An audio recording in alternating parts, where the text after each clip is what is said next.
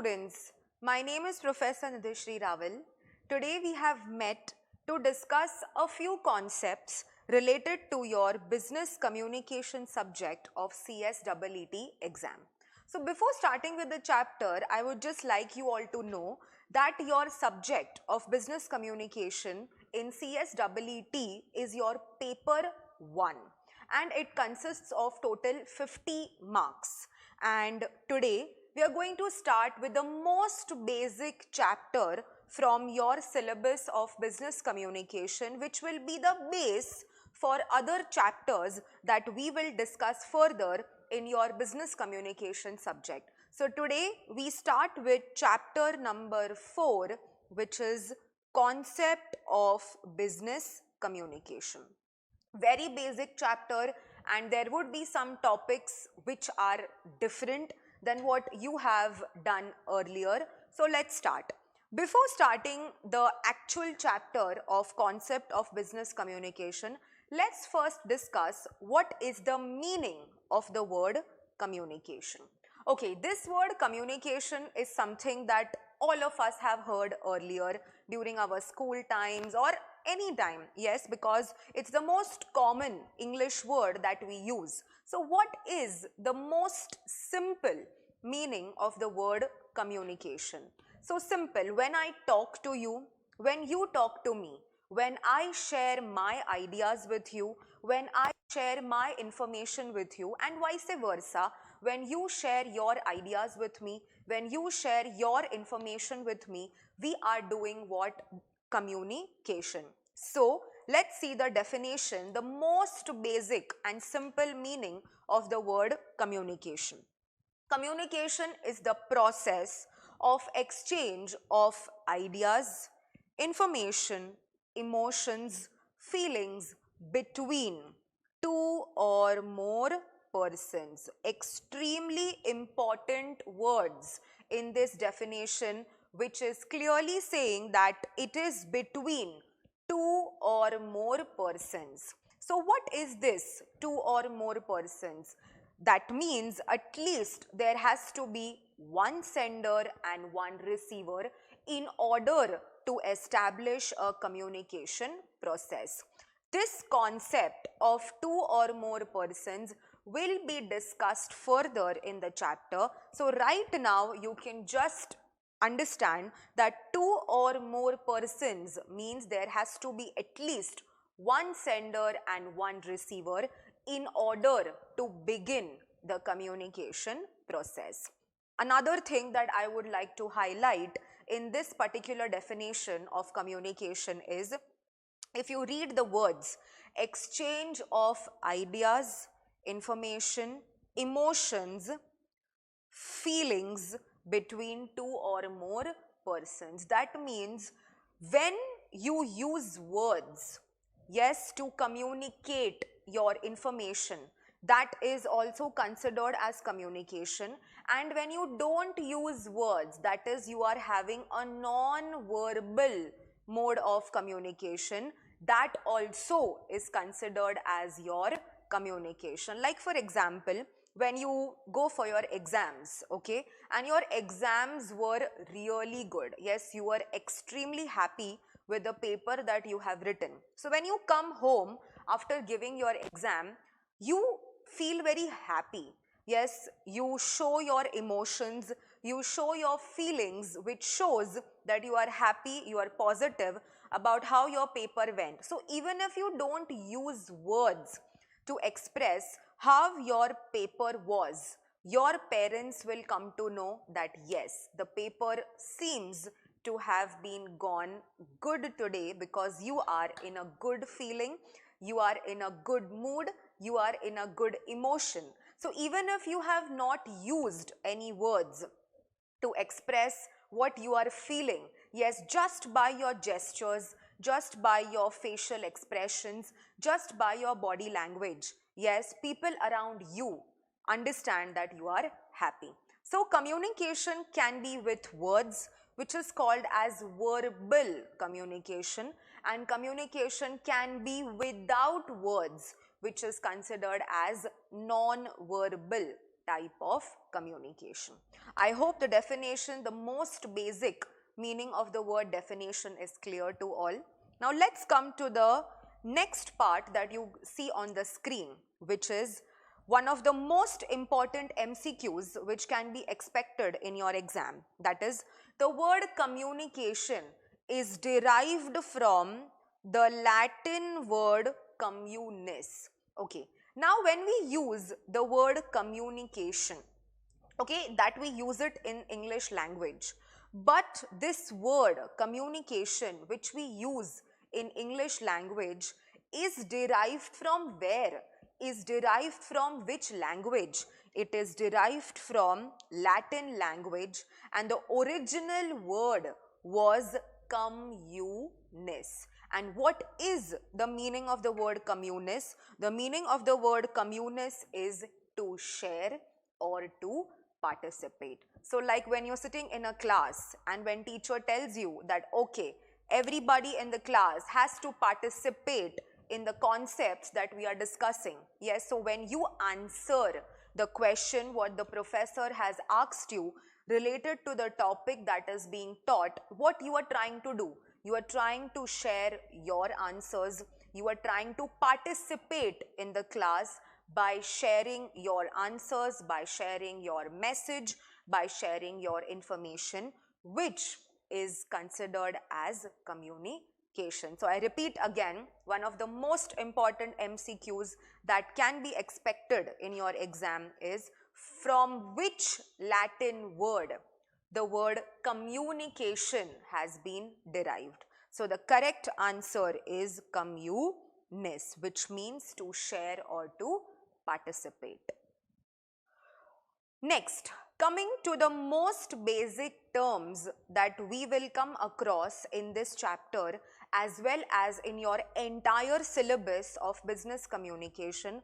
So let's understand the most common terms which will help you to understand the topic better.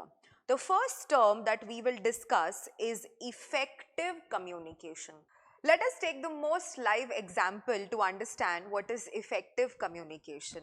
Now it's been around 5 to 7 minutes that you are watching my video. So as students, as my receivers who are listening to this video, if you have understood each and everything whatever I have shared with you up till now, so I can happily say that my communication is considered as effective communication. Why?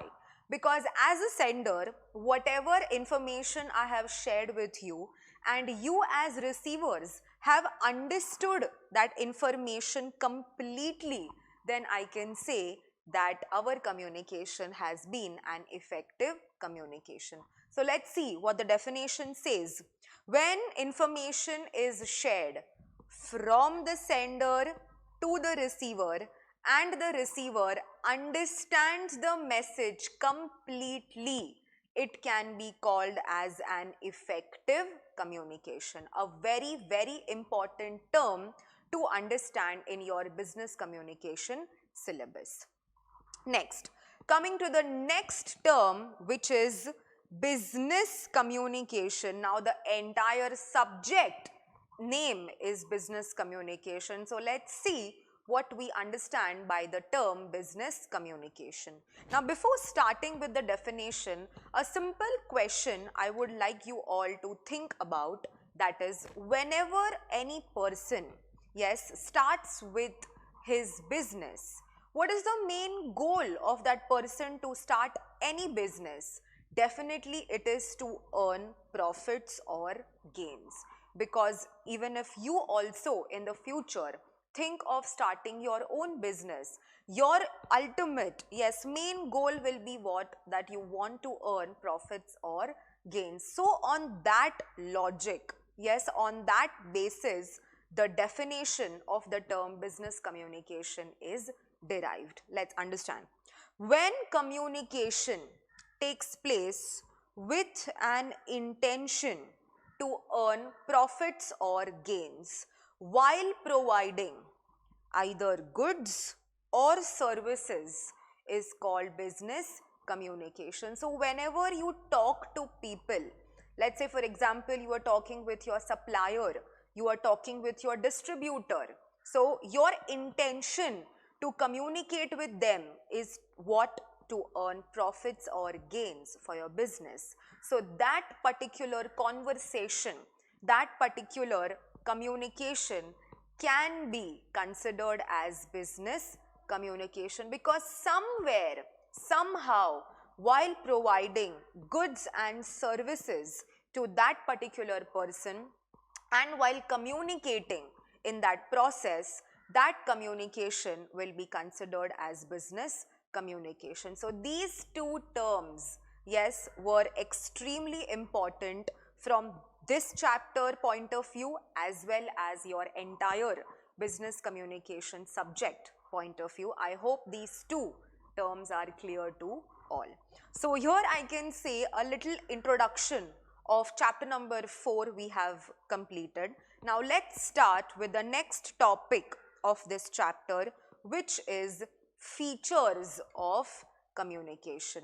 One by one we will understand the points which belong to features of communication. Let's understand point number 1, which is two-way process. Yes, students, remember when we did the first definition of this chapter, the most basic term, communication, remember we had done those words, between two or more persons. Yes, I had told you further in the chapter this point will come again, and this is the time where that point, yes, comes again, which is called as two-way process. Now what is two-way process? In order to start any conversation, in order to start any type of communication, at least you require one sender and one receiver. Yes, alone a person cannot talk to himself or herself throughout their lifetime. That's absolutely not possible.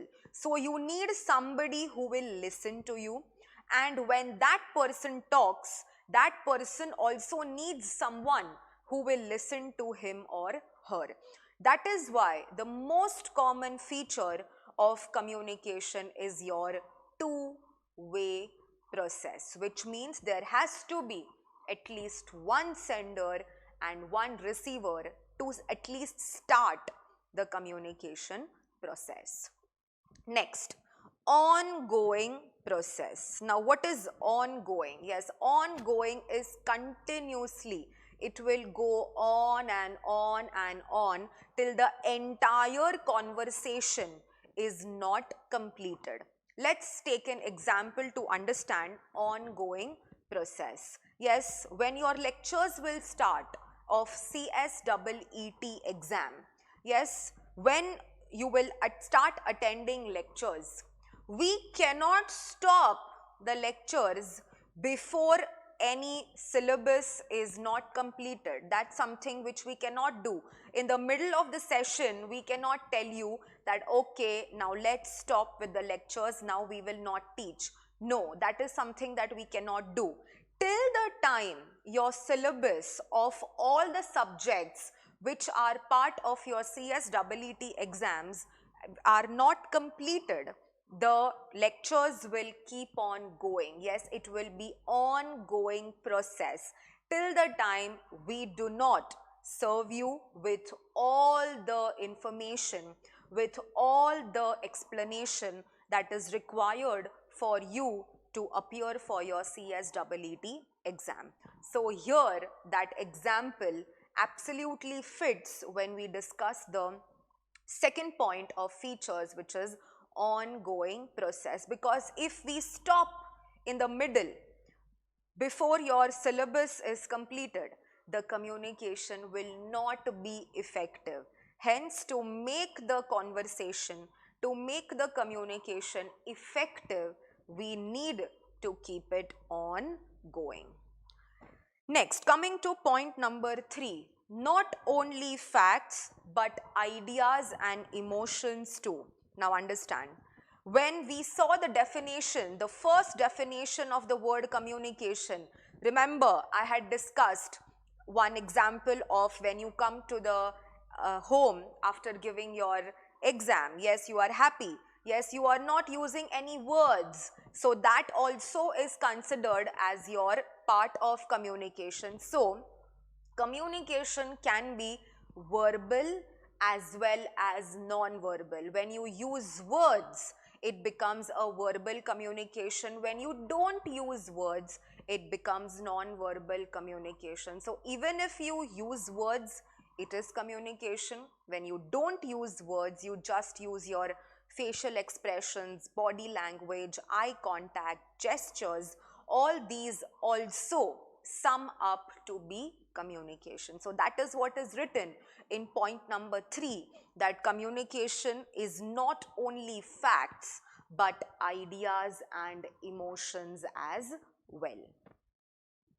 Next, coming to point number 4, dynamic process. Now understand what is the meaning of the word dynamic. Dynamic means something which is ever changing. It is evolving as per the requirement of the situation. You are evolving as well as your communication pattern, your communication way, procedure is also improving, is also changing. The best example of dynamic process in communication is online class and video lectures. Yes, now the situation is such that we all had to make a shift from face-to-face lectures to online lectures or video lectures. So all of us have become dynamic.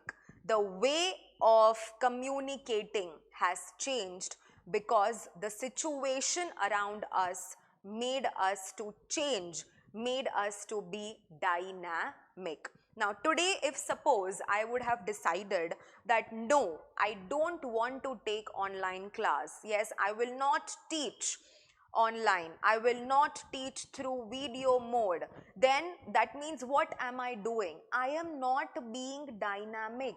I am not changing the way. I am not changing my pattern, which means I am being stagnant. I am not ready to change according to the situation around me.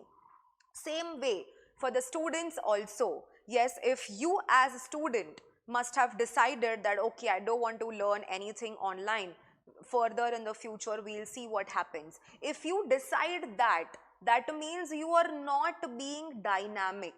But today when you are looking at this video and when I am also explaining you through this video, that means you have also become dynamic as receivers and we have also become dynamic as senders, and hence we both have become dynamic, which means we have evolved according to the situation which is going on around us. Next, coming to point number 5, goal-oriented process. Now, what is this goal-oriented process? Let's take an example. You have completed your company secretary course, okay? Now, what next? Definitely you will start searching for jobs. Obviously, when you have completed your graduation as well as your CS course, you will start hunting for jobs, right? So, you saw an advertisement in the newspaper which said that that particular organization needs an engineer in their office. Now, you also need job, right? Because you have completed your studies. But think for yourself that can you apply to that organization who wishes to recruit an engineer? Of course not, because you are not an engineer. You are a CS, you are a commerce graduate. So how can you fit in the criteria? That means your goal as well as that organization's goal is not matching, is not same. And if the goals are not same of the receiver and the sender, then the communication will not be effective.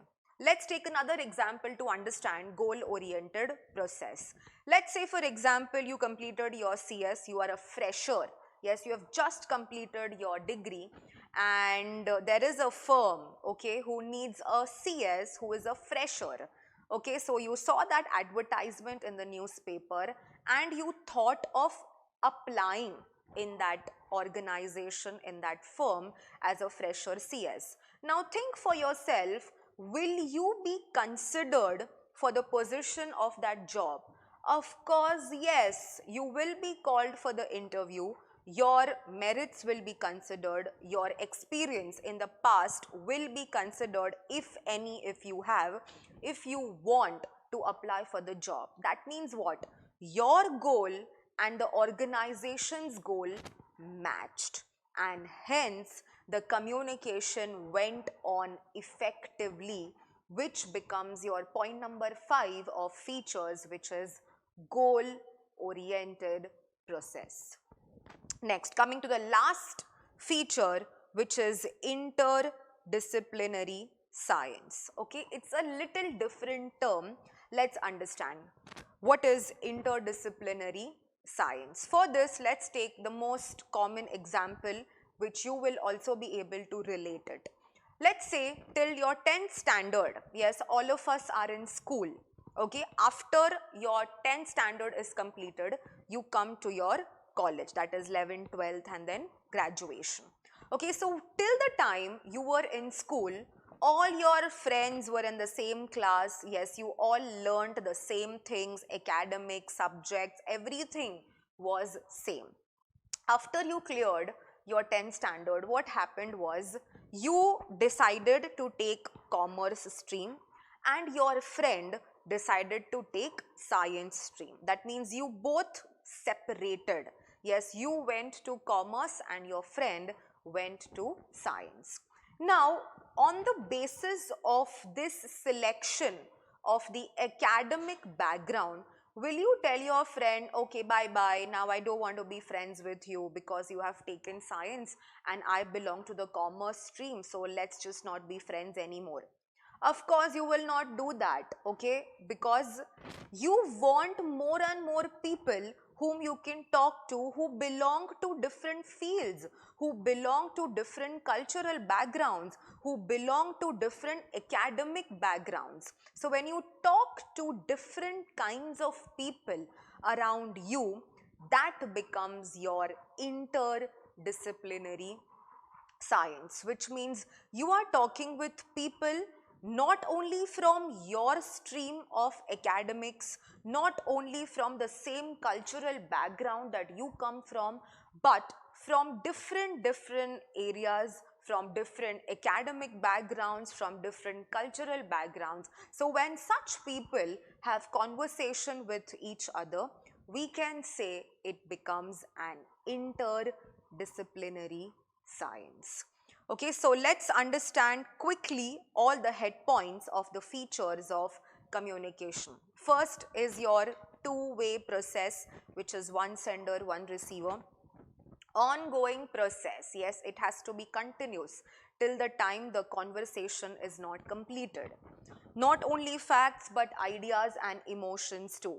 Yes, your communication is a combination of verbal as well as non-verbal information. Dynamic process, yes, ever changing, yes, you are evolving yourself according to the situation. Goal oriented process, in order to make your communication effective, the goals of the sender and the receiver have to be common. And the last, interdisciplinary science, yes, when people belonging to different cultural backgrounds, different academic backgrounds, when they talk to each other, when they have conversation with each other, when they communicate with each other, it becomes an interdisciplinary science. One of the most important topics of this chapter, which is features of communication. I hope all the 6 points that we just went through were clear to all. Let's take the next topic now, which is importance of communication. Another important topic of this chapter. Let's understand. Now, first and second point, which is increase in size and growing specialization, This point number 1 and point number 2, we will understand it together. Okay, let's see. What is increase in size? That means the organization is expanding. There is expansion happening of the organization. And the second point says growing specialization. Let's take an example to understand these 2 points together. Let's say you have started your own business. Okay, now your business is growing very well. You are doing a lot of progress in your business. That means now you want to start expanding your business. So when you expand your business, yes, you will have to recruit more people in your organization so that a proper and smooth expansion of the business takes place. So when more people get involved in your organization, of course, the importance of communication also increases. Why? Because when more people are involved in the business, when more people are working in your organization, there needs to be a smooth flow of communication that takes place. And why I am saying smooth flow of communication? Because if there is any confusion that happens, then proper goals will not be achieved. Same way, when your organization is expanding, you will think of recruiting, you will think of hiring people who have specialized knowledge in helping you to expand your business. Let's say, for example, you will recruit a company secretary to help you with the legal compliances. You will recruit a chartered accountant who will help you with all the accounts related compliances that needs to be done. You will recruit an MBA who will help you to understand and develop business strategies. That means these people whom you will recruit, who have specialized knowledge, they should also be well versed with how to communicate with their seniors and how to communicate with their juniors in order to have smooth functioning of the business in your organization. So 2 points we learned together, which is increase in size. That means the organization is expanding.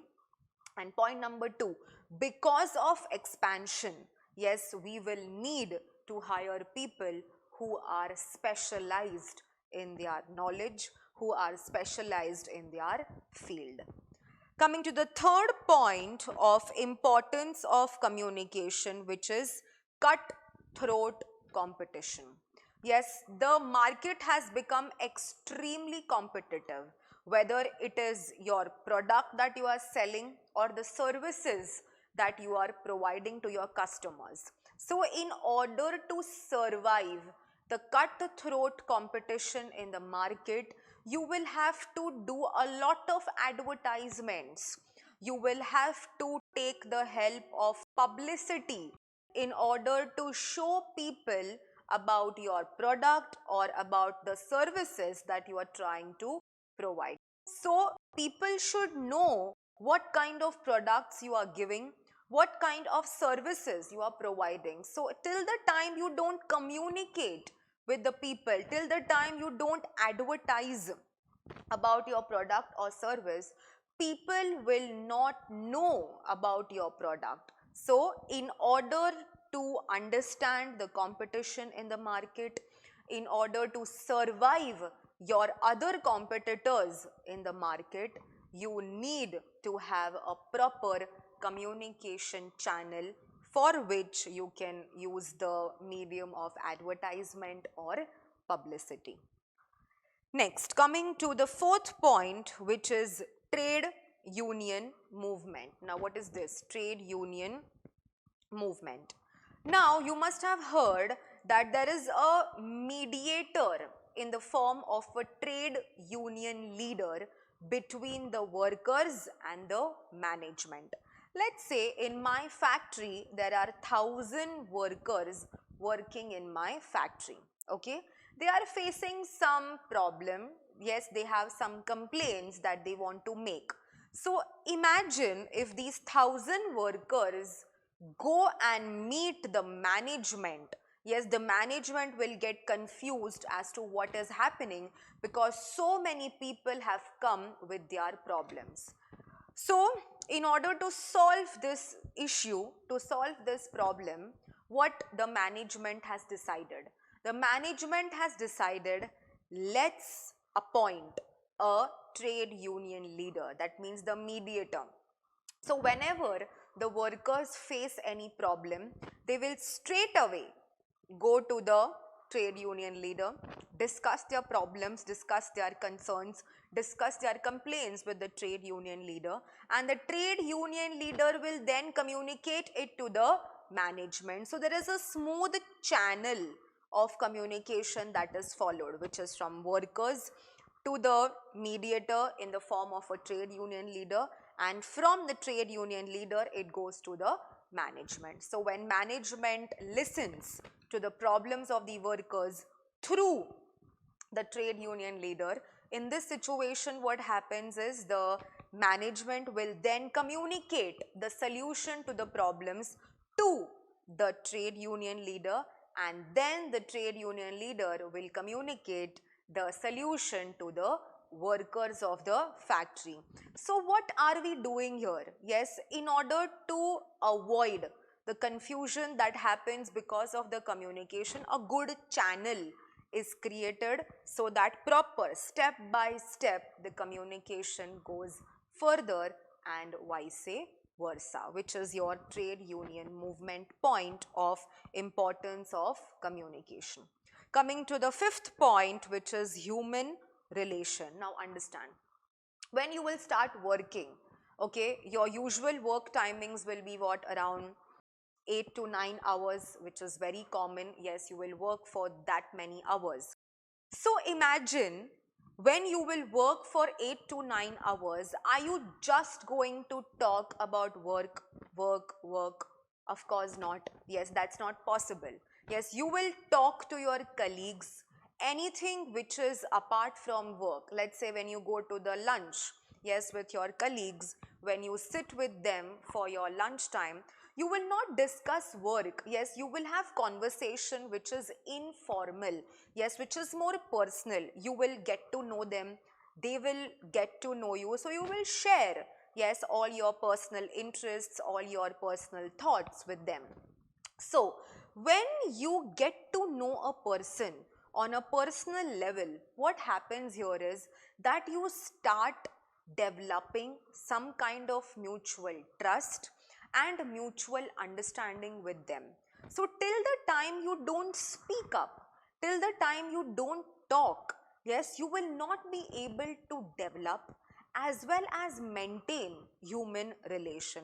Now if you are making a new friend, yes, you are sitting in a classroom, you want to make new friends around you. So if you just sit quiet, nobody is going to talk to you, and hence you will not make new friends. So in order to make new friends, in order to increase your contacts, you need to talk to people, and when you talk to people, you understand them, they understand you, which helps you to develop and maintain trust as well as mutual understanding. So communication is the key to develop as well as maintain human relations. Next, coming to public relations. The best example of this point, public relations, is your Bollywood movies. Okay, so whenever an actor or actress's movie is about to release, yes, they start promoting their movies. Yes, they go to reality shows, they start posting on social media. Why? Yes, they want to interact with the young audience, they want to interact with the people and promote their movies and tell them that please go and watch those movies in the theaters and make it a success. We all know the Bollywood actors, we all know Bollywood actresses, but to develop a rapport, yes, with their audiences, with common people, they need to develop that human relation. And how will they develop? When they connect with the people. And when you will connect with the people around you, when you talk, when you communicate, when you share your ideas, when others share their ideas with you. So the best example for public relation is your Bollywood movies. Next, coming to the last point of importance of communication, which is your personal asset. Let's take an example here. Right now, in this educational institute, the teacher is the personal asset. Why? I know entire subject of your business communication, of your CSEET exam. Yes, all the chapters I am aware about. I have the entire knowledge of the entire subject. But if I am not able to communicate properly to the students, I am not able to deliver my knowledge to my receivers, then what's the point of my knowledge if I'm not able to share it properly? So, the personal asset in an educational institute who is a teacher should know how to communicate the topic, how to communicate the concept with the students, with the receivers, which will make the communication effective. Let's take another example to understand what is personal asset. Let's say I am a manager in an organization. Okay, and under me there are 10 people working. So I need to instruct them, I need to give them work, and after I give them instruction, they will start doing their job. But I have the entire knowledge of what work is to be given, but I'm not able to communicate it to my juniors who are working under me. So if I don't communicate properly, how will I expect my juniors to work properly? So whoever is the personal asset in the organization, in the business, should have good communication skills in order to transfer the information from the sender to the receiver. Okay, so these were your 7 points of importance of communication. Let's see all the head points before we go on to the next topic, which is increase in size, that is expansion of the business is happening. Along with that, we did the point of growing specialization. Both the points go hand in hand. Next is cutthroat competition. Then we have trade union movement. Then we have human relations, public relations, and the last point of importance of communication is personal asset. I hope up till here all the topics were cleared. Around introduction we completed, then we did features of communication, and just now we discussed was importance of communication. So let's see now a few MCQs related to the topics that we have done up till now. So let's understand. First question, communication is personal dash, art, talent, asset, gain.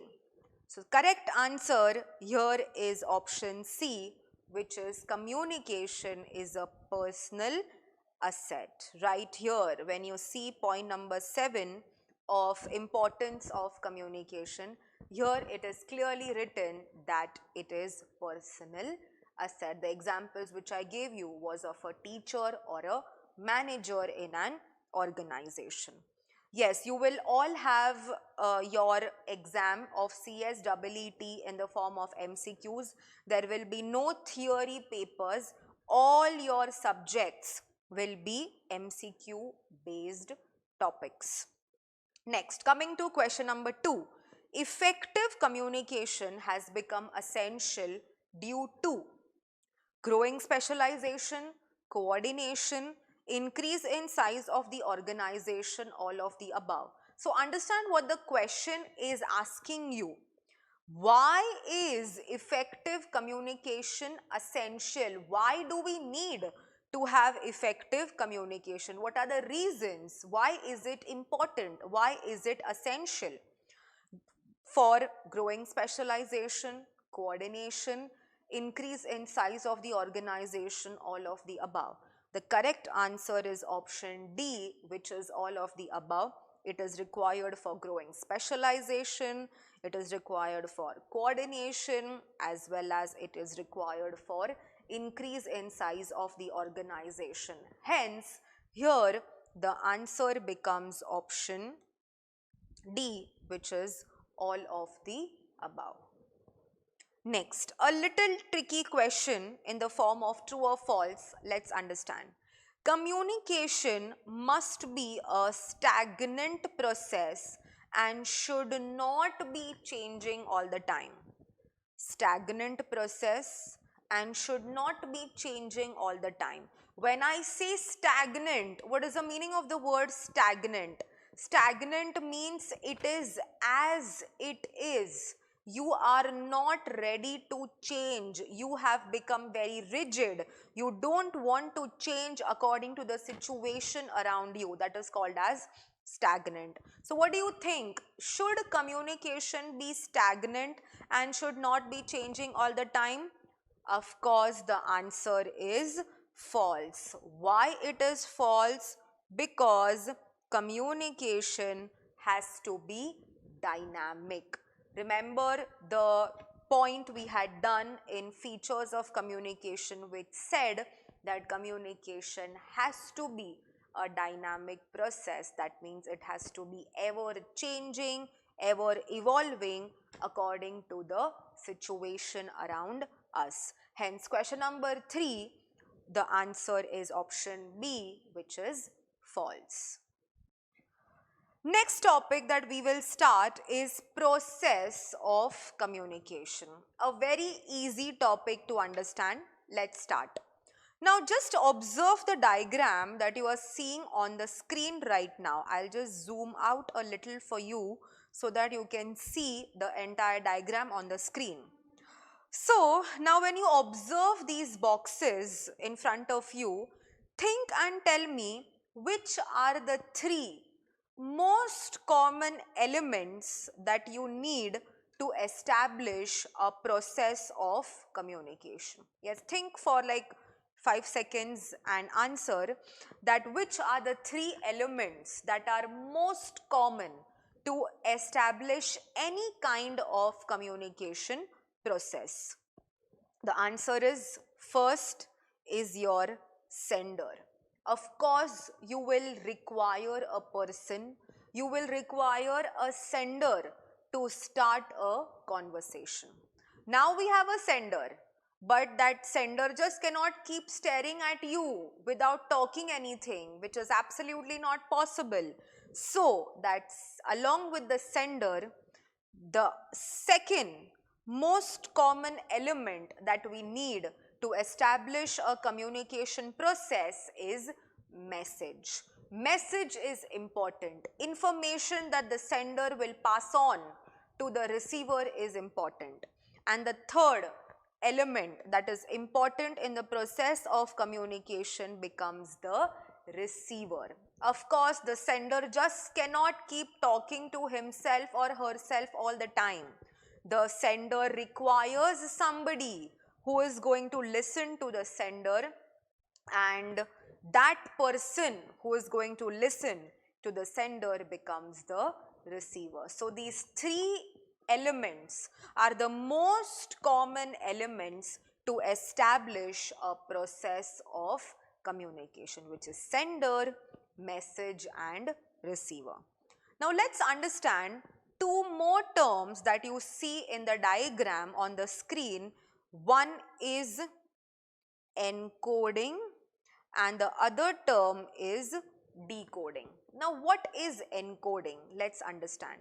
Before understanding the word encoding, let's understand this, that from whose side the encoding is done in the communication process. The sender does the encoding of the message. Like for example, today when you look at this video, I am the sender. I have prepared this notes for you. I have prepared this content for you. That means I have done the drafting of the notes. I have done the message construction in the form of this notes to show it to my receiver. That means I have done encoding of the topics that I have to discuss with you all today. So you get this question in the exam, that from whose point of view or from whose side the encoding of the message is done. It is from the sender's side that the encoding of the message is done. Next, coming to decoding. What is decoding? And who does the decoding? It's exactly the opposite. The receiver does the decoding of the message. And what is decoding? Decoding means to understand the message. How the receiver is putting efforts in understanding the information, in understanding the knowledge that is shared by the sender. So that process of understanding the message that the sender has sent to the receiver is called your decoding. So right now, all the students who are listening to this video, you all currently are doing decoding. That means whatever I'm trying to share with you, you are trying to understand that, and putting your efforts as receiver becomes decoding.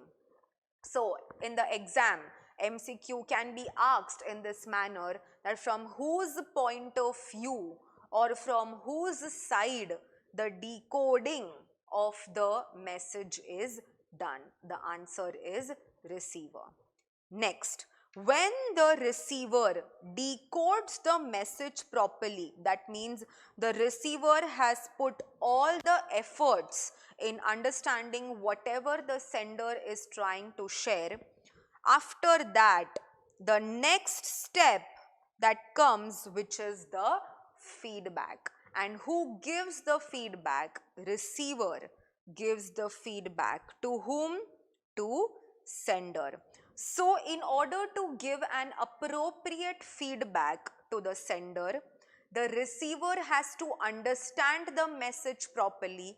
Only then a proper feedback will be given to the sender, and when a proper feedback is received by the sender, we can say that an effective communication has taken place. So this entire diagram is very important for understanding the steps in the process of communication. Now let's see the next slide, which says steps in the communication process. Before starting these points, I would like you all to listen to this instruction very carefully. Now as you can see, there are total 7 points here.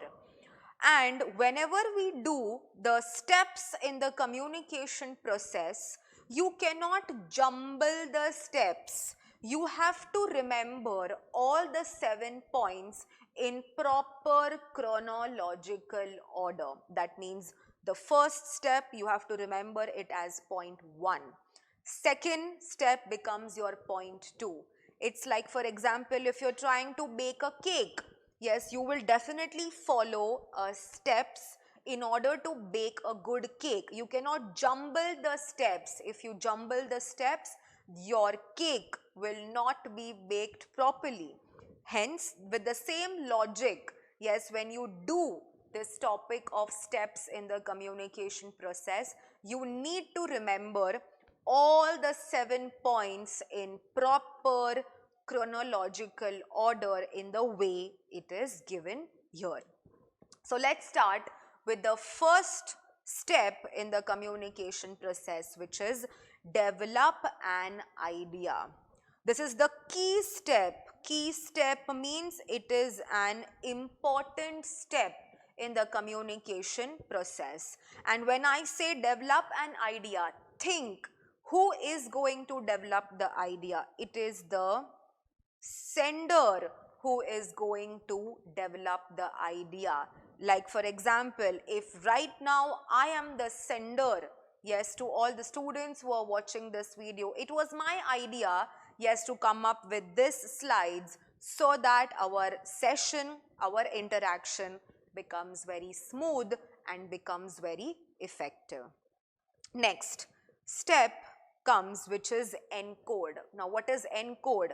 Yes, please remember we had done the word encoding when we did the diagram of process of communication. It means determines the method of drafting or transmission of message. Yes, as a sender, if I have drafted these notes, if I have prepared these notes, I have created these notes for you all, that means I have done the encoding of the information of the message. Point number 3 is transmit. Yes, transmit. Now, as soon as I encode it, how will I share it with my receivers? What kind of channel I want to use to share this information and to communicate it to my receiver? Right now, the transmission that is happening is through video mode. You are watching me on your screen. So, the transmission is happening in the form of a video. So, what is the meaning of the word transmission? Choosing appropriate channel to communicate, and there are lots of channels which can be used for transmitting the message. It depends on the situation and the requirement of the sender as well as the receiver. Next is receive. Now, as soon as you have started watching this video, yes, all the receivers are trying to receive, are trying to grasp all the information that is shared with you. So, what is receive? Involves attentive listening and correct interpretation. Of course, yes, you all receivers also will have to put efforts in having proper knowledge, in having proper concentration, and putting extreme efforts to understand whatever the sender is trying to send. Next is decode. As soon as you receive the information, that means you are putting your attention to understand and listen and interpret what is being said by the sender. The next step comes is decode. That means you are understanding the message. You are putting the efforts from your side to understand what the sender has to say. Next point comes your feedback. Of course, after you have decoded the information, after you have understood the information, the next step is your feedback. Of course, as a sender, I will also be waiting for my receivers to give me some kind of answer, to give me some kind of response, to give me some kind of feedback, which means I can conclude that okay, all my receivers have understood whatever message I have shared with them. And the last step in the process of communication is your noise. Now, noise means any unwanted sounds that you hear which disturb in the flow of the communication process. Yes, they kind of create distractions in the smooth flow of communication. So, all the 7 points that you see here in the form of steps in the communication process all needs to be remembered in proper chronological order. Why I am emphasizing this? Understand, in the exam, you may get a question which will ask you that which is the second step in the communication process. So, the correct answer, yes, has to be encode, because encode becomes the second step in the communication process.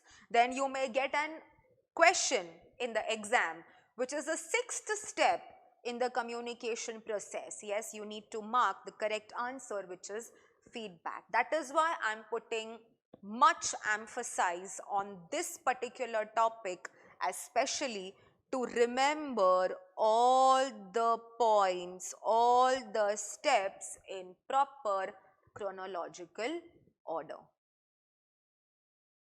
Let's understand the next topic, which is principles for effective communication. Like I had told you, this word effective communication, yes, will come in this chapter and further in your other chapters as well in your business communication subject. So, just a little recap. What is effective communication? Whenever a sender sends the message to the receiver and the receiver understands the message completely, we can say that an effective communication has taken place. Now, as you see, the name of the topic, which is principles for effective communication, this topic is also called as 7 C's of effective communication. So, if in the exam you get terms like principles for effective communication, or you get the terms like 7 C's of effective communication, they both mean the same. Okay, let's start now. Why this particular topic is also named as 7 C's of effective communication?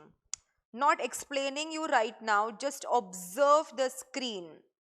If you see all the words that you see on the screen are starting with the alphabet C, as you can see on the screen.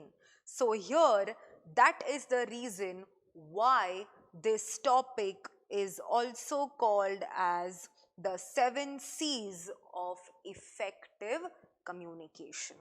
Okay, so now let's understand all the points one by one.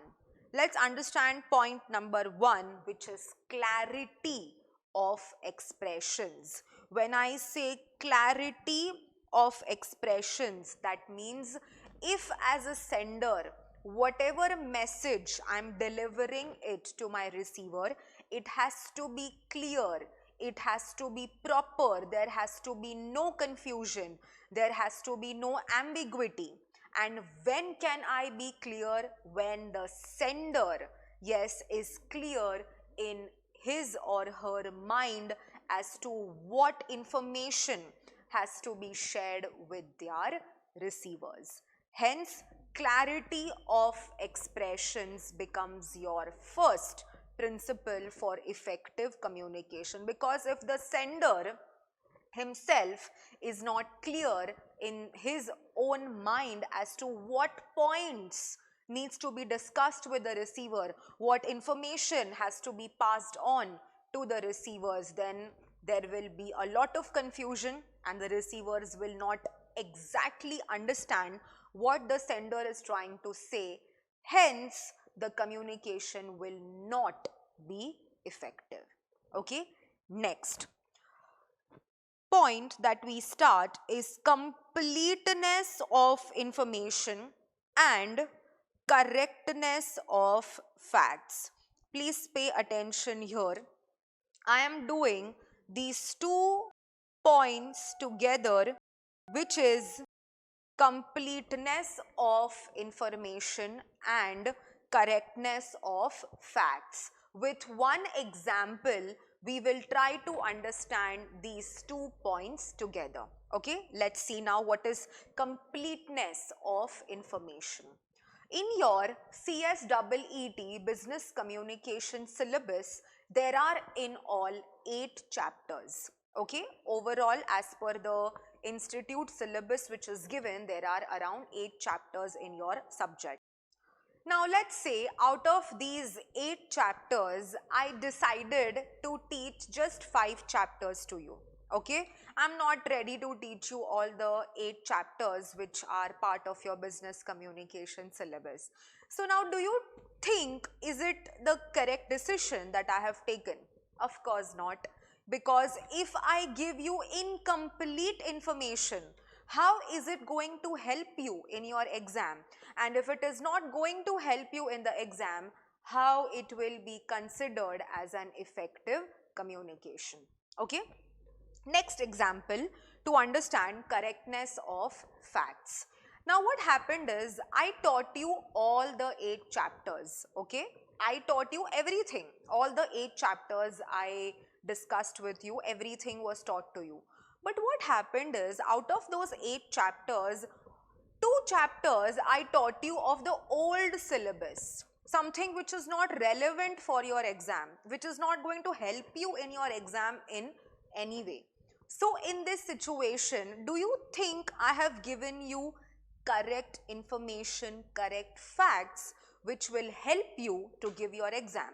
Of course not, because the 2 chapters that I have taught you is not according to your syllabus, is something which is old, which is scrapped, which is not relevant for your exam.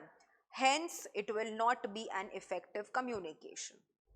Third example. Now what I have decided to teach you all the 8 chapters, okay, which belong to your CSEET business communication subject. Now do you think, is it going to be an effective communication? Of course, it is going to be an effective communication. Why? Because I have shared complete as well as correct information with you. So that is why these 2 points are learnt together, which is completeness of information and correctness of facts. Next, coming to the next principle, which is conciseness of message. Now what is concise? Concise means short and brief. There is no need to increase your message unnecessarily by using words which may confuse the receiver in the future. So try to keep your messages short and brief. Try to keep it concise so that it does not create any kind of confusion when the receiver is going to listen to whatever you are trying to say. Hence, conciseness of message is keep it short and brief. That means keep it to the point. No need to write anything which is absolutely not required and which may create confusion to the receiver. Next, concreteness in presentation. Now, what is the meaning of the word concrete? Yes, simple words. Concrete means cement. Okay, something which is strong. Yes, which we use to build our roads and buildings and etc. It's used in construction. So the material, yes, cement is very strong. Yes, it is concrete. Hence, this term here is used, which is concreteness in presentation. It means what? Whatever I am telling you, whatever I am speaking with you, yes, it has to have proper facts. It needs to be believable to my receiver. Let's take an example to understand concreteness in presentation. I have my company. Okay, I have conducted an AGM for my shareholders. Yes, all the shareholders have decided to attend the AGM of my company. Now what happens is, I declared in the AGM to my shareholders that my company has earned a turnover of 100 crores. Okay, turnover of my company is around 100 crore rupees. But I have not backed this information. I have not supported this information with any proofs. I have not shown my shareholders any balance sheet. I have not shown my shareholders any income statement, any profit and loss statement, which will make the shareholders believe that yes, whatever I am saying is correct. Hence, the shareholders may not believe in whatever I am saying because I have not supported my information with any proof or with any evidence. Second example. Now, same way I have conducted my AGM for my shareholders. Shareholders have decided to attend my AGM. Now, in this AGM, I have declared with my shareholders that my company has earned a profit of, let's say, 5 crores. Okay, my company has earned profits of, let's say, rupees 5 crores. So in this situation, when I declare this, when I share this information with my shareholders that my company has earned profits of rupees 5 crores, I showed all the financial statements to my shareholders, to my receivers. I showed them the balance sheet, I showed them the income statement, and etc. All other information, all other evidences which will prove that whatever I am saying is correct. So in this situation, the shareholders will believe whatever I'm trying to say, that is, the company has earned rupees 5 crores as profits, because they know that I am not lying. Yes, I am saying the truth because I am giving them the information with proper proofs and proper evidence. So if as a sender I want my receivers to believe as to whatever I am saying, hence in that situation I need to support my information with proper proofs, proper statistics, proper facts, hence making the information more believable to my audience. That is concreteness in presentation. Another simple example to understand concreteness in presentation is your screenshots. Yes, whenever you just chat with your friends or anybody, yes, you just send a screenshot. That means what? Whatever you are saying is the truth. Yes, you are giving them that evidence, you are giving them that proof as to whatever you are saying is correct. Next point is courtesy towards the recipients. Now, recipients means receivers, just another term used for the word receiver. So what is courtesy? Courtesy means you are being courteous, you are being polite, you are being respectful to the person to whom you are talking. Right now, if I am at a senior level position, yes, and I'm talking to somebody who is junior to me, I cannot just be disrespectful to that person. I can't do that. Yes, I cannot just use offensive language with that person. I need to be polite, I need to be courteous towards that particular recipient, towards that particular receiver. Next, correctness of facts we have already discussed with point number 2, which is completeness of information. Now coming to the last C of this topic, which is consideration for the receiver. Now what is this? When I say consideration for the receiver, that means I myself as a sender is putting myself in the position of the receiver. So today, if I am teaching you this particular topic of CSEET, Business Communication subject, so when I am teaching the CSEET students, yes, I need to be considerate towards you. I should put myself in your position so that I will know what is your understanding level, what are your thoughts going on as a student, which will help you to understand whatever I am speaking right now. So the examples that we take, the concept explanation that we do, we always put ourselves in the position of the student so that we understand what your mindset is, which is called as your consideration for the receiver. That means put yourself in the position of the others to understand how others are thinking, what their mindset is, and how much is their understanding level. Now this particular point which we have discussed, that is consideration for the receiver, it is also called as the U attitude. What is called as? It is called as U attitude, or it is called as the U approach. It means what? That you are putting yourself in the position of the others. So this becomes your consideration for the receiver. Okay, now let's see all the principles of effective communication, just the theory part of it. Whatever I have explained to you, yes, with examples, please relate those examples when we read out these particular points mentioned here on the screen. Principle of clarity. Communication should be clear so that the recipient understands the sender's message. Communicate without any confusion or ambiguity. The sender needs to be clear in his or her mind, and hence a clear and proper communication can be shared with the recipient.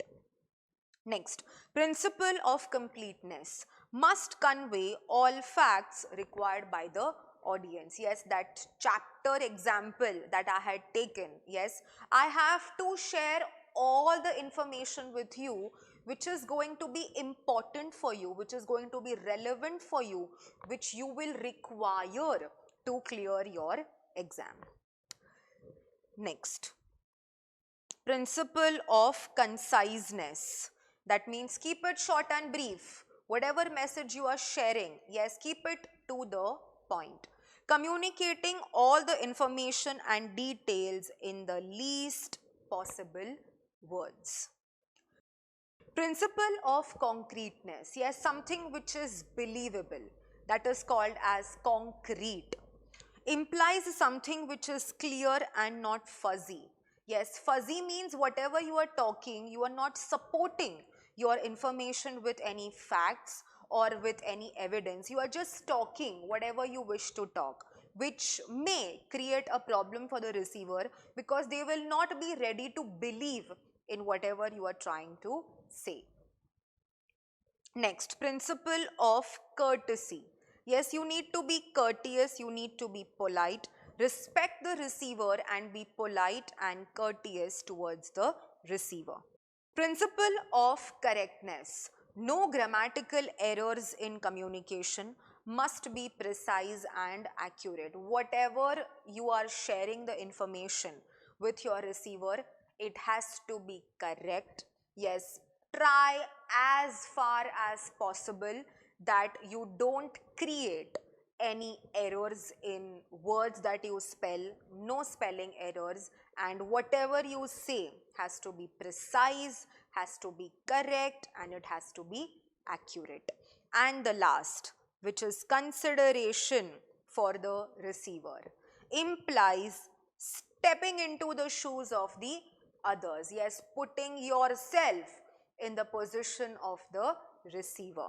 It is also called as the you approach. You call it as you approach or you call it as the you attitude. Yes, it means the same. So here we complete your topic of 7 C's of effective communication or principles of effective communication, a very, very important topic from your exam point of view. Now I will just tell you how the MCQs will come on this particular topic. Let's see a few MCQs which are related to the topics that we have just completed. Let's read the question. Dash is step 5 in the communication process. Options are develop an idea, encode, decode, receive. The correct answer is option C. Let's take a little recap.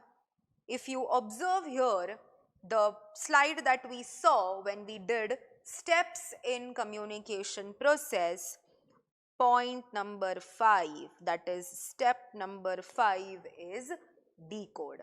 Hence, here your correct option becomes option C.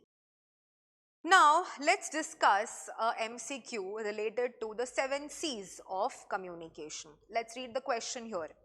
Clarity of messages is one of the 7 C's of communication. Now, a tricky question this is, okay? Most of the students here will mark the answer as true. I'll give you the reason why.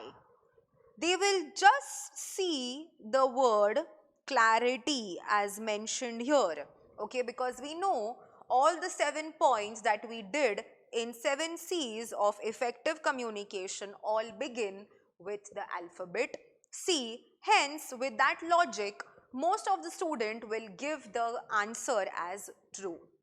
But the answer that you are thinking, if you are thinking it is true, then it is not correct. It is wrong. Why? Because if you see here, we do not have to focus just on one word, clarity, which is mentioned here. No, we have to see the entire word here which is mentioned, clarity of messages. If you observe here, if you see the exact wordings, it is written clarity of expressions. So you may get such a tricky question in your exam. Hence here, if I read the question again, clarity of messages is one of the 7 C's of communication. The option which is correct will be option B, that is false, because the exact wordings that are used is what? Clarity of expression. Hence, for your exam, just focusing on these words which begin with the alphabet C is not sufficient. You have to read the entire term which is given to you. Next, this is one way of asking the question in the exam. What is the other way of asking the question in the exam related to the topic of 7 C's of effective communication? These are relatively easier to answer. I'll just give you a few examples on that. First question you may expect is, how many C's of effective communication are mentioned in the chapter? The correct option you will mark is 7. Another way of asking question in the exam related to this topic is, which among the following is not the 7C? I repeat the question, which among the following is not the 7 C's of effective communication? The options you may expect in the exams are completeness of information, coordination at work, correctness of facts, consideration for the receiver. Hence, here, which is not the 7 C's of effective communication, the correct answer will be coordination at work, because here there is no word that you see which is coordination at work.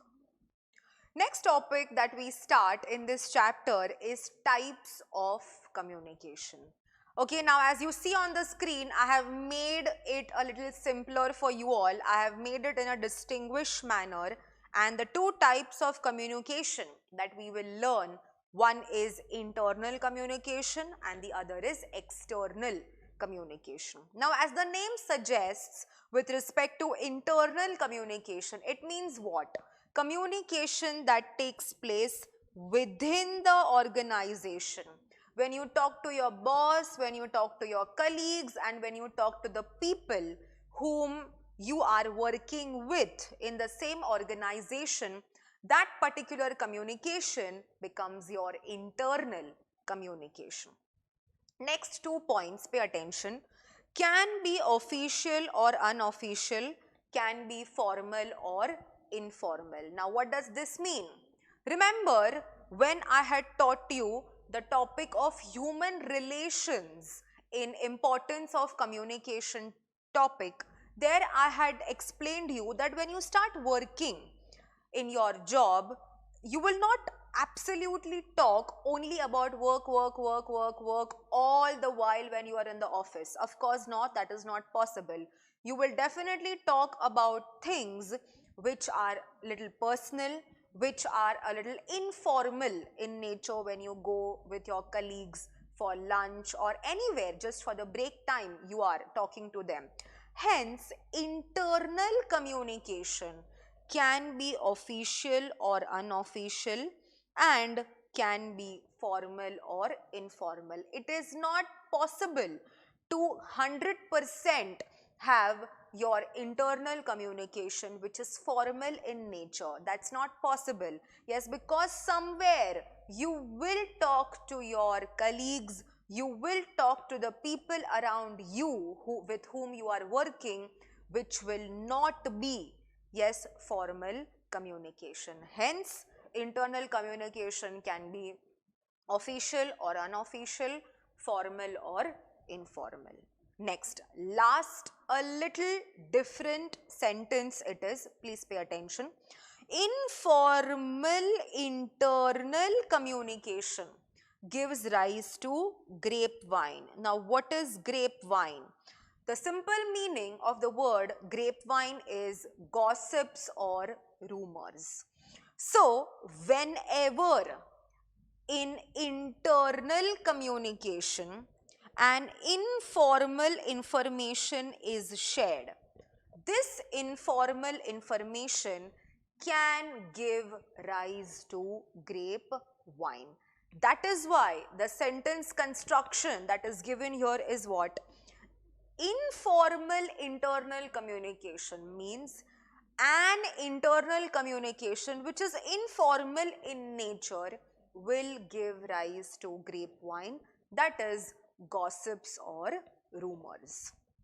Next, coming to the second type of communication, which is external communication. Now, what is this? As the name suggests, when you talk to the people who are not working in your organization, but somehow they are related to your business, somehow they are associated with your business. Let's say, for example, if you're talking to your distributors, if you're talking to government officials, if you're talking to your suppliers, they are not actually working in your organization. They are not your employees. They are not your colleagues. Hence, when you talk to people who are outside your organization and somehow associated with your business, that particular communication will be considered as external communication. So, let's read what is given here. Communication with the people outside the organization who are associated with the business, that communication will be termed as external communication. Next, very important and very logical also. External communication must be largely documented. Now, what is largely documented? Keep it in the written format. You are talking to the people outside your organization, so it is always better, it is always preferred that you keep your external communication in the written format, so that in the future, if any dispute arises, at least you will have the proof to show that, see, this was a conversation that we were talking about, and you will have evidence, you will have proof if it is kept in the written format. And the last, external communication is mostly formal in nature. When you talk to outsiders, yes, you will definitely avoid talking something informal in nature, something which is personal, because you want to keep that rapport extremely professional, extremely work related. Hence, we say that maximum your external communication will be formal in nature. So, if I ask you how many types of communication are there? There are in all two types of communication. One is internal communication and the other is external communication. Next topic that we start is communication flow. As you see on the screen, there are 4 flows of communication. First is your downward flow, then we have upward flow, then we have diagonal flow, and then finally we have horizontal flow of communication. Among these 4 flows of communication, the most basic flows of communication are downward flow and upward flow of communication. Let's understand a little, yes, of downward and upward flow. There are 3 levels of management in any organization. One is the top level, then we have the middle level, and finally we have the lower levels of management. Now, when I say downward flow of communication, observe the arrow. the communication is going to be in the downward manner. That means from the top level to the middle level and finally to the lower level. Then we have upward flow of communication. The diagram will go upwards. That is, from lower level, the communication goes to the middle level and finally it reaches to the top level of management. This is a little small diagrammatic representation of downward flow and upward flow of communication. Other two flows which you see on the screen, that is diagonal flow and horizontal flow, we will just see in a few minutes. So let's start with downward flow of communication, proper understanding of downward flow of communication. Now understand what happens with downward flow of communication. All the lower levels of management, yes, they are not given the chance to participate in the decision making process. They are not given a chance to give their suggestions or opinions.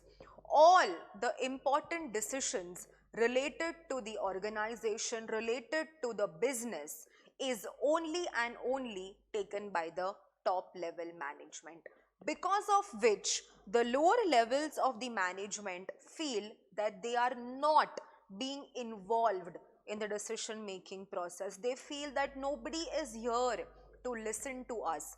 We just have to take instructions from the top level management and there is nobody with whom we can talk to whom we can give our suggestions, to whom we can give our opinions. So that is what is the basic outline of downward flow of communication. Let's understand.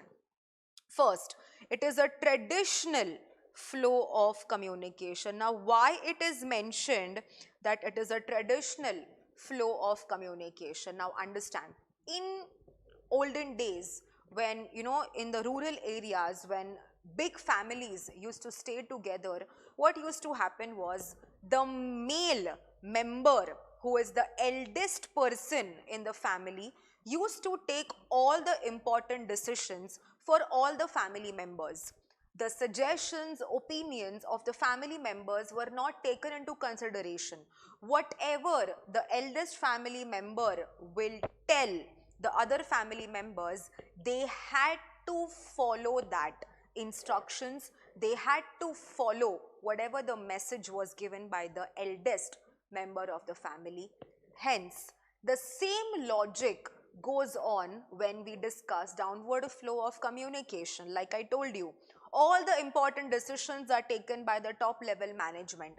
The lower level management is not at all involved in the decision making process. No opinions, no suggestions are invited from the lower levels of management. Hence, it becomes a traditional flow of communication.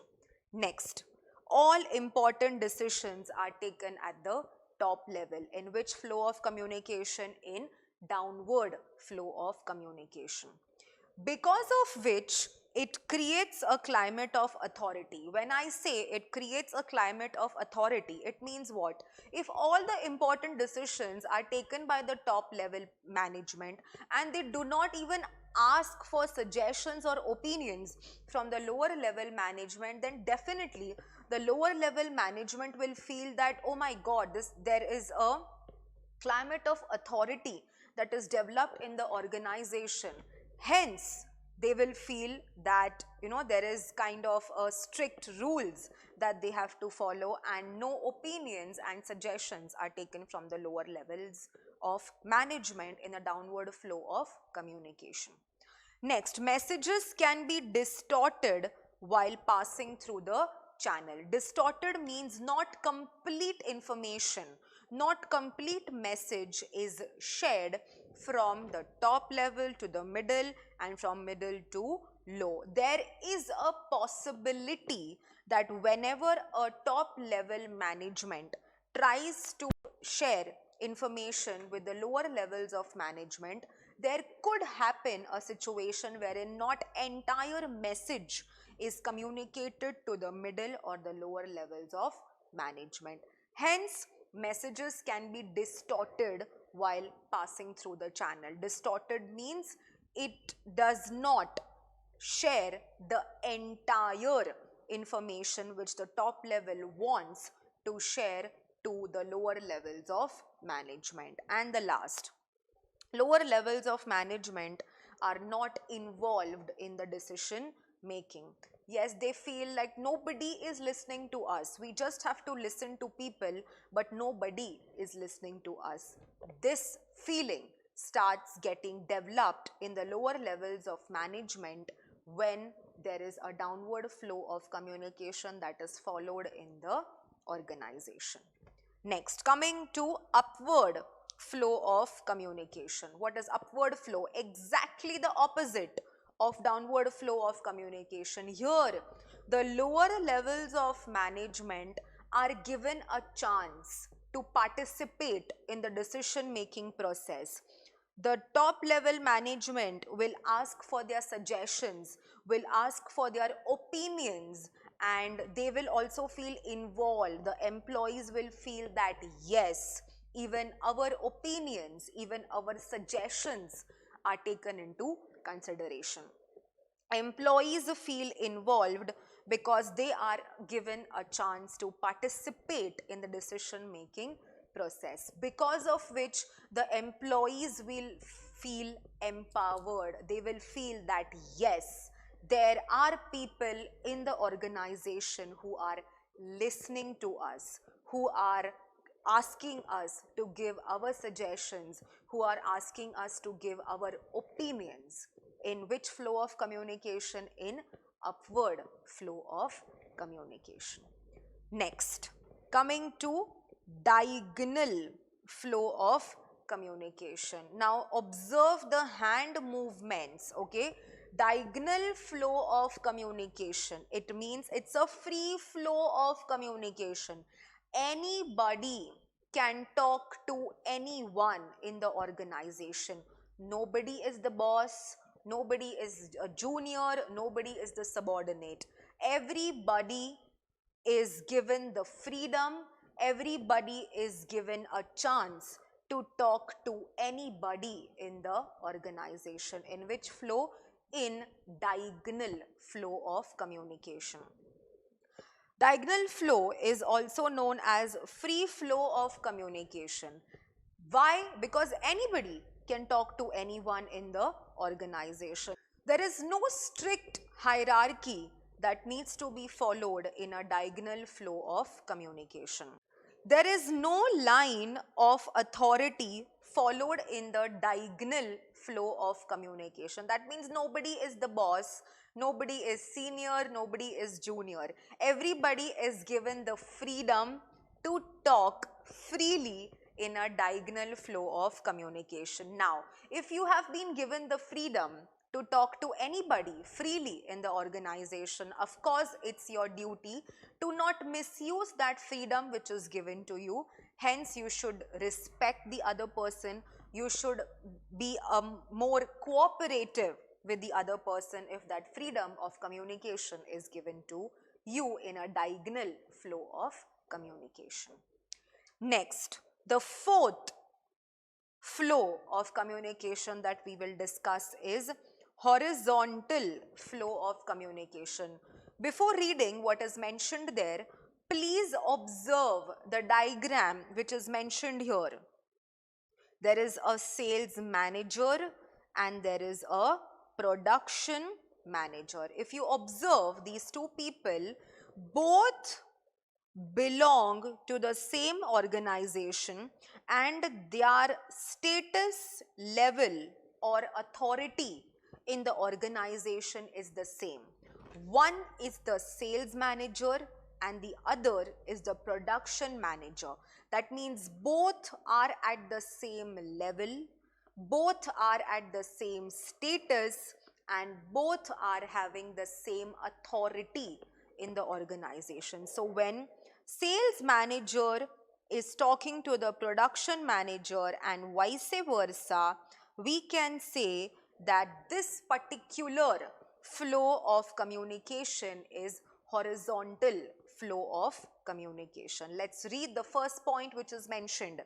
When the flow of communication is between the people of same authority, status or level of hierarchy, it becomes horizontal flow of communication. So when a sales manager is talking to the production manager, that means both belong to the same level, status, authority in the organization, and when they talk to each other, when they communicate with each other, such communication becomes an example of horizontal flow.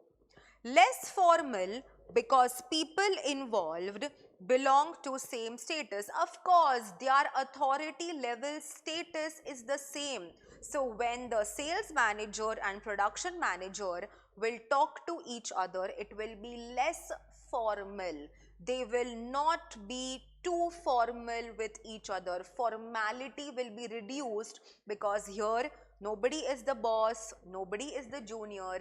They are equal when they are having conversation under horizontal flow. There is better understanding and coordination. Of course, they both know that what the status, what the responsibility of a manager is. Hence, they understand each other's status better, and because of which they have proper coordination when they are discussing, when they are having conversation under horizontal flow. So these were the 4 flows of communication that we discussed, which were, I'll just scroll a little so you can see on the screen. The 4 flows of communication were downward flow, upward flow, diagonal flow and horizontal flow. So a little recap. There were 2 types of communication, internal and external. There are 4 flows of communication, downward, upward, diagonal and horizontal flow of communication. Let's see a few MCQs related to the topics that we have completed up till now. First question. Communication by the CEO of the organization to the sales officer is an example of dash. So when I say CEO, he is at the top level in the management hierarchy. When the CEO is talking to the sales officer, that means the communication is flowing in this manner. Communication is flowing in this manner, which is in the downward manner. Hence, the correct answer for question number 1 is downward flow, because when a CEO is talking to the sales officer, yes, the communication is going to start from top and will come below. That means it is downward flow of communication. Next question. Crosswise communication is also known as dash communication. Yes, I had told you when I was explaining you diagonal flow of communication, observe the hand movements, okay? There is no particular flow that is followed in a diagonal flow. Hence, anybody can talk to anyone. So here, the correct answer for the question is crosswise communication is also known as diagonal communication. So when I discuss diagonal flow of communication, there are 2 words which are given for diagonal flow of communication. One was free flow of communication and the second is crosswise communication. Next topic that we start with is communication networks. Now, before starting this particular topic of communication networks, I would just like to tell you that whenever you will study this particular topic from this chapter, always observe the diagrams that we have mentioned here as well as observe the arrows. So important it is for you to observe the diagram as well as the arrows, and hence with the help of arrows and diagrams you will be able to understand the content of the topic. So let's see the first communication network, which is vertical network. Now before reading what is mentioned here, let's observe the diagram. There is a superior and there is a subordinate. Okay? Then observe the arrows. Do you feel the arrows are going both the ways? Do you think the arrows are going both the ways? Yes. It means what? That superior can talk to the subordinate and vice versa. That is, subordinate can talk to the superior. That means we can conclude here that vertical network is a two-way communication, and if it is a two-way communication, we can say that we can get immediate feedback. Superior will talk to the subordinate, subordinate will then give his feedback to the superior, and so on and so forth, the communication will be established. So let's read. Vertical network between superior and subordinate and vice versa. When I say vice versa, that means both the ways the arrows are moving. It is a two-way communication. How we can conclude this? By looking at the arrows, that superior is talking to the subordinate and the subordinate is talking to the superior.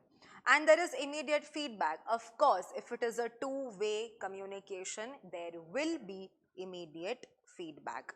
It is a formal network of communication. Why it is written, it is a formal network of communication? Because superior and subordinate share a professional relationship, share a professional rapport. Hence, whatever conversation they will have, whatever communication they will have, it is going to be formal in nature. So how you can expect the MCQ in your exam related to this topic? In dash network, superior and subordinate have communication with each other. The correct answer is it is vertical network. Is vertical network a two-way communication? True or false? Of course it is true. So these are some ways in which you can expect questions in your exam. Next, coming to the next network, which is the circuit network. Now just observe the diagram. Just see the diagram, then I will scroll the screen up so that we can read what is mentioned there. But before reading, I want everybody to observe the diagram that you are seeing on the screen. Here there is a person A. Here there is a person B. A is sending the message to B. B is listening to that message. B is giving feedback to A. That means the communication is happening this way. Entire circle is getting completed. A is sending message to B. B is listening to that message and then B is giving feedback to A. In this, you tell me now what is the difference between this diagram that we saw right now and the difference between the diagram that you see for vertical network. There is a sure short difference between the two, and that difference is Mr.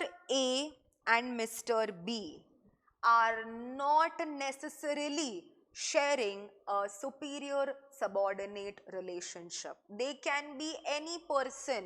It is nowhere written in circuit network that the two people who are communicating with each other need to be a superior and a subordinate. They can be anybody. It's not necessary for the person to be a superior or a subordinate. So let's read what is written in circuit network. Two persons communicate with each other.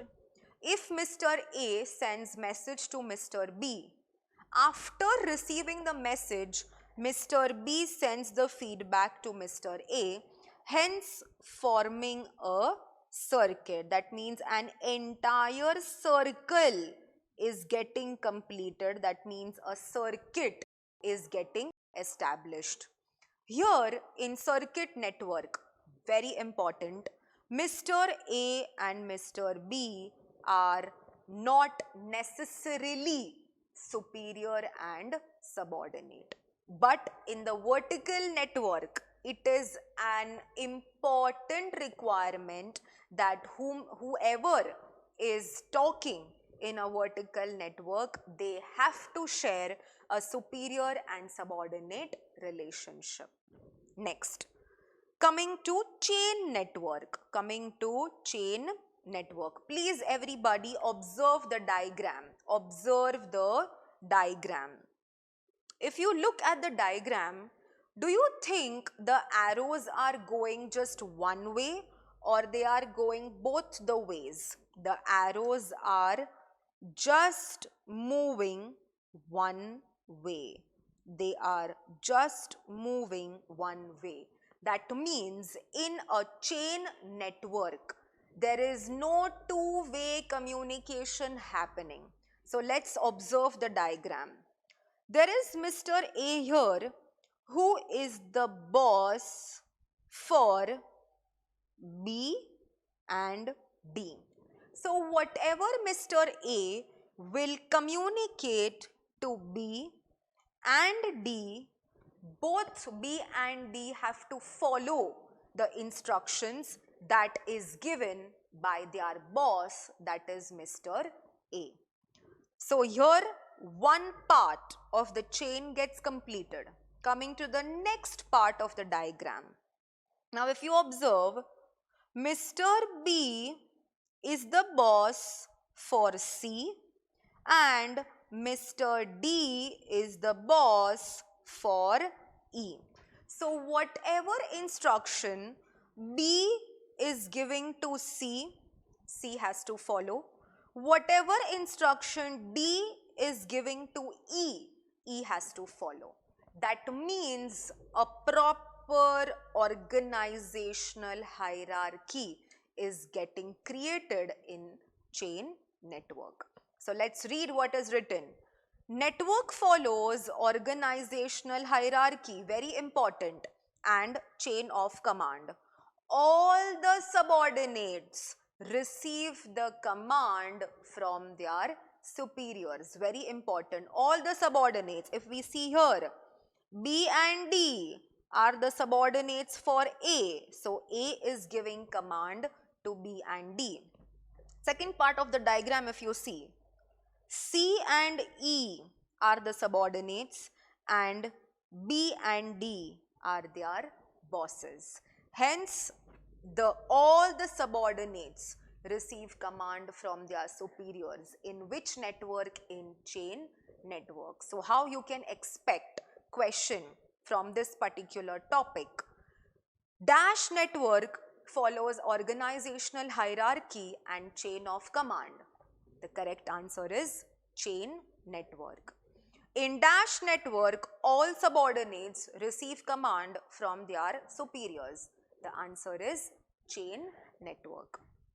Coming to the next network, that is wheel network. Please everybody observe the diagram. Diagram is important. I'll just zoom it for you so that you can clearly observe the arrows as well. Now if you see here, there is just one superior, that is Mr. A. Just one superior, and there are so many subordinates under Mr. A. And observe the arrows. Observe the arrows. A can talk to F and vice versa. A can talk to E and vice versa. A can talk to D, vice versa. A can talk to C, vice versa. A can talk to B, vice versa. So if you observe, please observe the hand actions here now.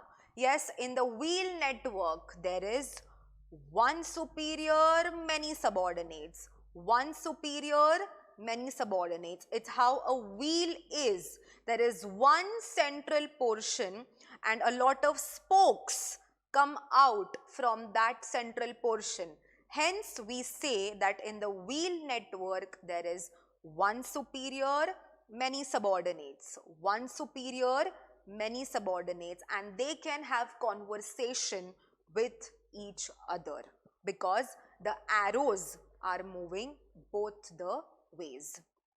All subordinates receive command from one superior. Here only one superior is mentioned in the diagram, that is Mr. A.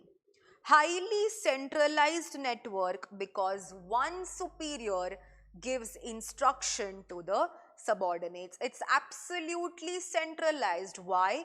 Because only one person has the authority to give instruction to the subordinates. But definitely a freedom is given to the subordinates to discuss with the superior. But whatever command that will be given only and only by that particular superior in the wheel network. There is immediate feedback, of course, because arrows are moving both the ways. Hence, we can say in the wheel network, we can get immediate feedback. So, how you can expect question in the exam? In dash network, all subordinates receive commands from one superior. The answer is in the wheel network. Dash network is a highly centralized network because one superior gives instruction to the subordinates. The answer is wheel network. So please observe and remember the hand actions. Yes, one superior, many subordinates. One superior, many subordinates. Okay, coming to the next topic, which is the star network. Now observe the diagram. Yes, please observe the diagram. If you see here, A is talking to E, vice versa. A is talking to D, vice versa. A is talking to C, vice versa. A is talking to B, vice versa. Okay? Same way, everybody is talking to each other. There is no problem at all. Anybody can talk to anyone in star network. So if you see here in the middle, a star diagram gets created. So if you just remember a little flashback, diagonal flow of communication was also similar to star network. Why? Because anybody could talk to anyone. There was freedom, there was no hesitation. Nobody was the boss, nobody is the superior, nobody is the subordinate. Everybody is equal. So if you see in this diagram, there is no superior, there is no subordinate. Everybody is equal and everybody can talk to anybody in the organization. That is what is mentioned here. Star network. In this network, all members of the group communicate with each other and exchange messages.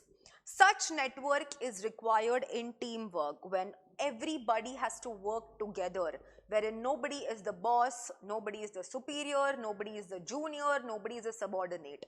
Everybody is working as a team. This network is open to all members of the group. Communication takes place without hesitation. Yes, you don't worry about the hierarchy. You don't worry about anybody's position in the organization because everybody is equal and you can freely talk to them without any hesitation. In which type of network? In star network. So in all, we discussed 5 communication networks: vertical, circuit, chain, wheel, and lastly we discussed is the star network. So a little recap. 2 types of communication, 4 flows of communication, and 5 communication networks. So now a question arises with respect to communication flow and communication network. In an organization, it depends on the situation, it depends on the people involved in the communication. Any flow of communication can be selected, any network of communication can be selected. There is no rule that one particular organization will have just one flow of communication and one particular network of communication. No, it depends on the situation, it depends on the people who are having the conversation. Any flow of communication can be done and any network of communication can be chosen. Let's see a MCQ related to the topic that we just completed. Dash network follows organizational hierarchy. Chain, wheel, star, vertical. The correct answer is chain network. If you observe, yes, the diagram that we did, 1, 2, 3, 4 and 5. This is how the chain network diagram was. Hence, it is following organizational hierarchy and the correct answer is option A. The other ways in which the MCQ can be asked in the exam, I have discussed with you all when I was explaining you communication networks. I hope whatever was discussed today in this particular session, everything is clear to everybody. Thank you all so much for attending this video. See you all in the next video. Thank you all so much.